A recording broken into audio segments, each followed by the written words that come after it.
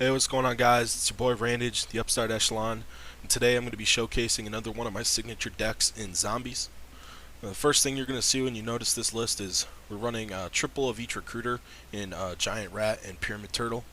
We're also running double skill drain, and we are not running Breaker, we're running Exiled Force instead. We're choosing to run two zombie boss monsters, and all of our Spirit Reapers are in the side. So let's just kind of run through the deck here. We're running one Exiled Force. This card doesn't really need much explanation. It can still work under Skill Drain, removes problematic monsters and boss monsters. We're running 6 Recruiters. Rat gets you into Turtle or Exiled, and then Turtle gets you into Regenerating Mummy or either one of your boss monsters. Now we're going to talk about Regenerating Mummy. This card, pretty good. It's an 1800 beater, doesn't die to Tsukiyomi. This is your duo insurance on turn 1. It's a pretty standard card. You can also summon this off a Book of Light, which will bring back your boss monsters as well. We're running the Sangan. This searches out Exiled and all of your recruiters. Ryukoki at 1. This card lets you get over Chaos Sorcerer or BLS. We got Vampire Lord. This guy just resummons himself. He's pretty okay.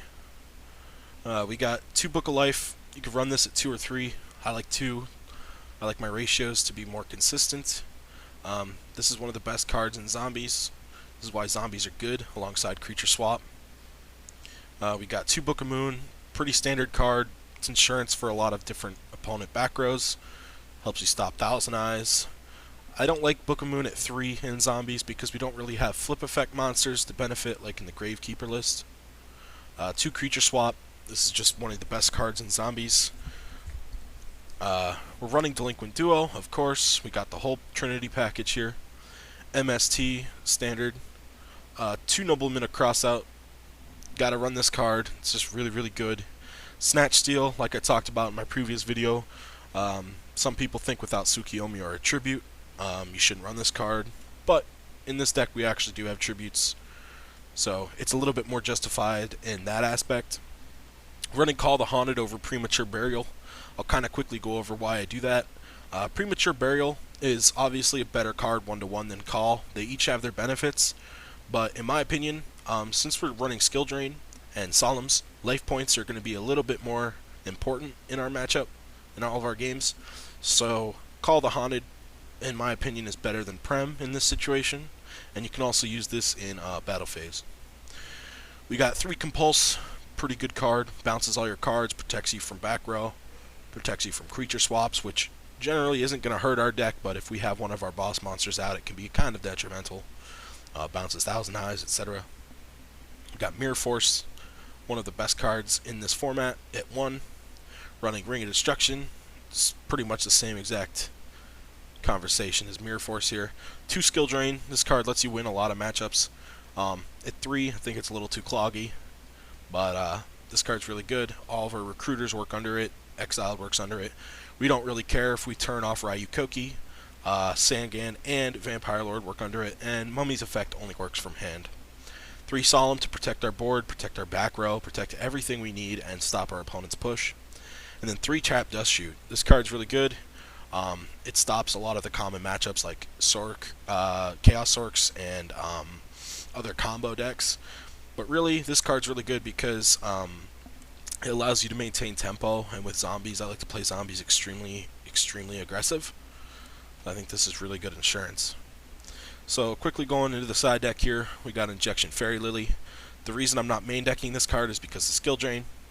But versus aggro, we're going to be siding Skill Drains out, or any other deck where Skill Drain isn't too impactful, and we'll be putting Fairy Lily in. 2 Mobius, this is for burn. It's just a really good card all around.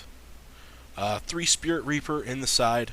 We're not main decking them because of Skill Drain, but when we take Skill Drain out versus aggro, we're going to put all of our Spirit Reapers in, and they should have a really tough time removing this card. Heavy Storm in the side, not main decked because of Skill Drain. As you can see, a lot of my options here are based around the fact we're running Skill Drain. Bring this card in when you're going second, always, and yeah, it's just a good card. 2 Mind Control. This is a flex spot. I like running this card because it just helps the chaos matchup and the flip control matchup a lot. Um, like the Gravekeepers list, the reason I wasn't running Mind Control in that is because, well, it's Gravekeepers and we just generally prevent chaos in general. Mind Control in decks like this, I like running it because it's just extra insurance against the most problematic matchups for us. 2 Wave Motion Cannon, this card's a little saucy. The theory behind this is that your opponent's most likely going to be using Spell Trap removal on your skill drains once they realize you have it. And against Burn in the Mirror, you can bring this in as well. Any deck that struggles with Spell Trap removal, you can bring this in, and it's just a really nice wild card to bring in and kind of cheese you a victory. You can play whatever else you want in these slots, but I think it's pretty good. 2 Anti-Spell Fragrance, pretty good card. Combos with Mobius, stops all of the combo decks. It doesn't really hinder our deck, so I like running this card. I wouldn't go to 3. I think Continuous Traps are kind of bad at 3 unless you absolutely need it. I like the 2 ratio. Then we got 2 Bottomless Trap Hole. This is a meta check. Meta check. Running this at 2 for the Chaos Warrior matchup. This is also can come in against the Mirror match versus zombies. It can help versus Monarchs if you have Skill Drain up. Just pretty good card. Comes in against aggro as well. It's just really good insurance. And then the extra deck is just fluff because we're not running one, but our opponent doesn't know that game 1. So I hope this deck list was a little bit quicker than the last one. Some of you guys were a little upset with how long I was explaining things. I apologize. Try to keep these videos around 10 minutes long here out. Now I will just show you guys a replay of me playing this deck, and if you liked it, let me know in the comments.